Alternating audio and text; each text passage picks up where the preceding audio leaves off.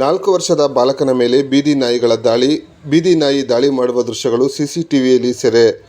KGF ನಗರದ ಬಾಲಕೃಷ್ಣ ಬಡಾವಣೆಯ ರಸ್ತೆಯಲ್ಲಿ ನಡೆದುಕೊಂಡು ಹೋಗುತ್ತಿದ್ದ ಬಾಲಕ ಅಲೆಕ್ಸ್ ಮೇಲೆ 3 ಬೀದಿ ನಾಯಿಗಳು ದಾಳಿ ಮಾಡಿವೆ. ದಾಳಿ ಮಾಡಿ ಎಳೆದಾಡಿ ಕಚ್ಚಿ ಗಾಯಗೊಳಿಸಿವೆ.